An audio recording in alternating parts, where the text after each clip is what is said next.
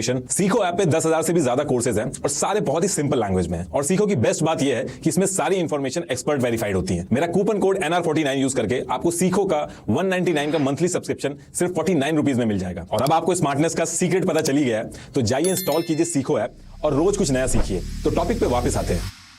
अब इसके साथ साथ मूवीज के अंदर जो गाने होते हैं वो पब्लिक एक बार नहीं सुनती है, वो बार बार सुनती है। तो प्रोडक्शन हाउसेज ने इनके अलग से राइट्स बना के म्यूजिक कंपनीज को बेचना स्टार्ट किया। ये गाने सीडीज कैसेट्स की फॉर्म में ऑटो बसेस घर में पार्टियों में बजने लगे और इससे मोटा पैसा आया। इसलिए आप देखोगे मूवीज के अंदर कोई सिचुएशन हो या ना हो, गाना जबरदस्ती फिट किया जाता है और अचानक से हीरो के पीछे कई सारे डांसर्स निकल के आ जाते हैं ताकि बाद में वीडियोज में सीडीज में गाने अच्छे लगे और अच्छी कमाई हो। और आजकल तो यूट्यूब स्पॉटिफाई म्यूजिक चैनल को भी इनके राइट्स मिलते हैं, तो इससे भी कमाई होती है। आप देखते होंगे कि मूवीज के अंदर बाहर की कंट्रीज में यूके लंदन इन लोकेशंस पे ज्यादा शूटिंग होती थी। तो ये जो प्रोडक्शन हाउसेस थे इन्होंने इंडिया के बाहर उन डेस्टिनेशन को भी टारगेट किया जहां पे शूटिंग पे टैक्स रिबेट मिलती थी। जैसे यूके लंदन में शूटिंग करने पे टैक्स रिबेट मिलता है, इसलिए जो मूवीज पहले इंडिया में शूट होती थी उनके गाने वगैरह इंडिया से बाहर शूट होने लगे। और फिर आगे चल के इन्होंने इंडिया के साथ साथ आगे इंटरनेशनल मार्केट को भी टारगेट किया, इंटरनेशनल डिस्ट्रीब्यूटर्स के साथ मिलकर। अभी ये जो फिल्म डिस्ट्रीब्यूट कैसे होती है, डिस्ट्रीब्यूटर कौन होता है, ये भी बताऊंगा मैं। तो इन्होंने बाहर के डिस्ट्रीब्यूटर्स के साथ मिलकर मूवीज बाहर भी रिलीज करना चालू किया। सेम जो मूवी थी जो खाली इंडिया में कमाती थी वो बाहर से भी कमाने लगी। जैसे शाहरुख खान इंटरनेशनल मार्केट में पहले भी हिट थे और आज भी हिट है। शाहरुख खान की 14 से ज्यादा फिल्में ऐसी हैं जिसने $10 मिलियन से ज्यादा कमाया, मतलब कि 50 से 100 करोड़ तो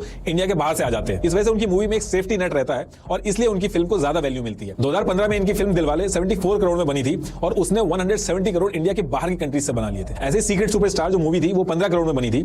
इंडिया में इसने 63 करोड़ कमाए थे, लेकिन इंडिया के बाहर अकेले चाइना से 863 करोड़ कमाए। और इंटरनेशनल मार्केट के साथ साथ इंडिया के अंदर मल्टीप्लेक्स भी आए जो कि सिंगल स्क्रीन से ज्यादा महंगे होते थे। सिंगल स्क्रीन वाला जो हॉल था उसके टिकट 50 रुपए के करीब होते थे, लेकिन मल्टीप्लेक्स के टिकट 200 रुपए के आसपास होते थे। आपने एक चीज नोटिस की होगी कि पहले जो फिल्म सुपर हिट होती थी वो बच्चे बच्चे को पता होती थी, लेकिन आज की डेट में हर मूवी ब्लॉकबस्टर हो जाती है और हिट फिल्म होने के बाद भी कई सारे लोगों को उसके बारे में नहीं पता होता है। तो उसके पीछे का जो रीजन है वो है मल्टीप्लेक्स। तो जब मल्टीप्लेक्स आए इंडिया में तो प्रोडक्शन हाउसेस को रियलाइज हुआ कि मल्टीप्लेक्स में अगर लोग फिल्म देखते हैं तो मूवी ज्यादा पैसा बना के देती है, क्योंकि मल्टीप्लेक्स का टिकट महंगा होता है। तो प्रोडक्शन हाउसेस को समझ में आ गया कि इंडिया के अंदर कम लोगों को फिल्म दिखा के भी पैसा कमाया जा सकता है और फिल्म हिट कराई जा सकती है।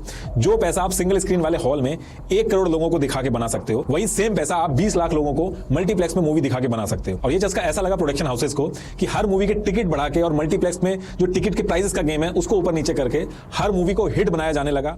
100 CR क्लब, 300 CR क्लब, ये बहुत ही नॉर्मल चीज हो गई इन लोगों के लिए। लेकिन इसकी वजह से इंडिया के अंदर सिंगल स्क्रीन बंद होने लगी।